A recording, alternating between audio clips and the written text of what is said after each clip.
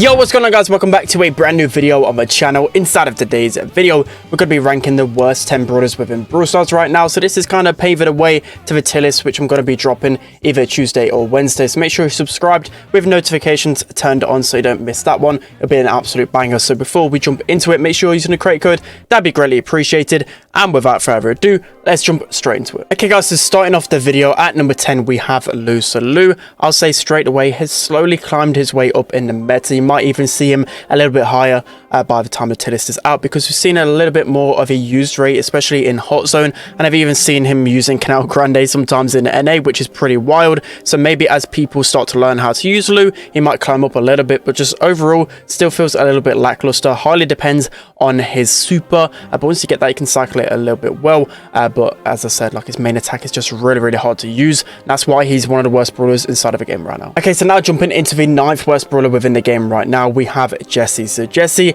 only really excels in hot zone and a handful of gem grab maps, but overall just so many better options right now for her. She's only really been seen in dueling beetles in competitive right now, which could be okay once you get a turret, but sometimes it could take so long to get that turret where the enemies can just get positioning so easy, especially with the Penny buff as well. It kind of counters Jessie a little bit because of Penny's turret, and just overall, like, Penny's mechanics are just a little bit better, well, a lot better than Jessie's right now, so kind of overshadowing that kind of turret brawler, but she's definitely one of the weakest brawlers inside of a game right now. So jumping into the 8th worst brawler within the meta right now, we have Bull. So I don't feel like Bull is actually terrible in those 1v1 scenarios.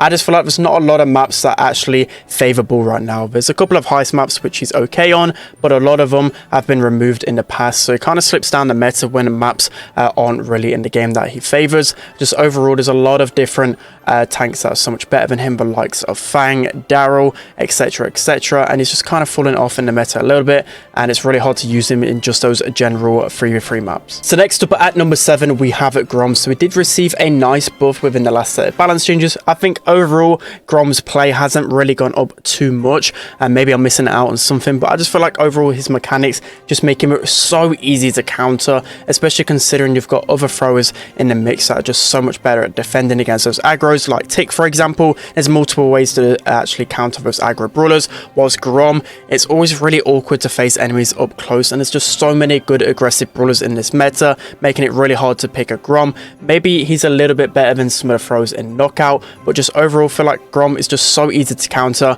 making him one of the worst brawlers inside of a game. So next up, as the 6th worst brawler within the meta right now, we have Buzz. So in the lower end of Power League and trophies, Buzz can absolutely pop off, especially in 1v1 scenarios, but I just feel like right now Buzz just gets melted a little bit too easily. So the big problem for Buzz is that both star powers have their big weaknesses. So for the extra stun duration, you can absolutely melt and pop off in those 1v1 scenarios. You're easily going to be able to get the kill, but you're really going to struggle to get his super. He hasn't got a lot of range with that automatic charge, and just his main attack as well doesn't have a lot of range as well, so that's why he struggles. But then when you switch to star power, make it a little bit easy to get his super, I feel like the stun duration isn't long enough, and most of the time the enemy can just finish you off whenever the stun is actually finished, or another enemy is just able to pinch you down pretty easy. So many different things about Buzz, just so easy to counter. A lot of things not going his way in this meta. Okay, so next up, as the 5th worst brawler within the meta right now, we have Dynamite. So clearly Dynamite is one of the worst brawlers inside of a game, just because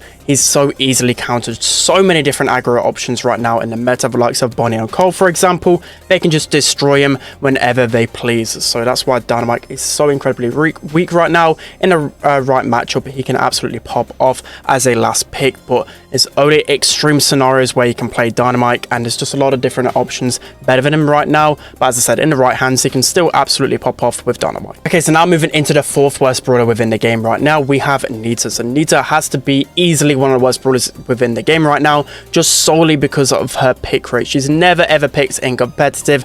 Just goes to show how weak she is right now. Literally every single lane will pretty much beat her in a matchup. It just takes forever to get her bear. A bear just gets shredded pretty easily. The speed gear just allows you to get away from the bear even quicker. Just a lot of things not going Anita's way right now, and she's in desperate need of a buff, because there's literally no matchup where she's even good in. Even tanks can get the better of Anita right now, so there's a couple of ways you could actually make Anita a little bit better.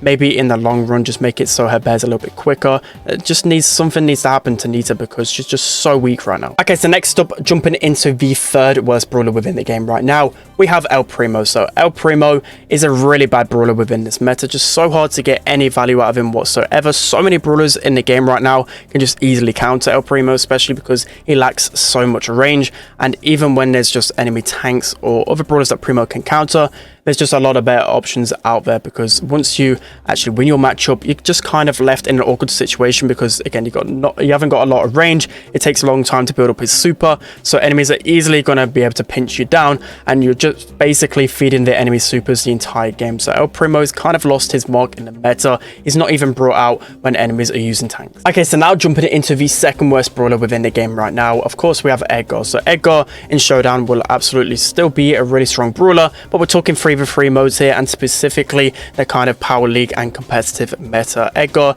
is just completely trash. There's only a few scenarios where Edgar can be somewhat viable. We've seen him used in MSI because Zeta used it in Hot Potato. That was only because there was multiple counters for Edgar, like a Barley, Rico. I can't remember the exact matchup, but Edgar is good against certain brawlers, but there's only a couple in the game which he completely hard counters, and still there's a lot of other brawlers can still counter the brawlers he does, if you get what I mean, but do it a lot better. So it's just really easy to kill as well. He's pretty squishy, and he doesn't really kill brawlers that fast in comparison to other assassins as well. I just feel like he's really missing that mark in this meta, but you don't want to really touch him right now because he can be a pretty toxic brawler. Okay guys, so jumping into the worst brawler within the game right now, we have Jackie. So Jackie is completely useless in competitive and power league. So bad. She doesn't really have any good matchups right now. She's just basically a walking feeding super machine, by the fact that like literally every single brawler can outrange her. Even if you get within range of the enemies, they're going to be able to take you down so easily. She doesn't do a lot of damage,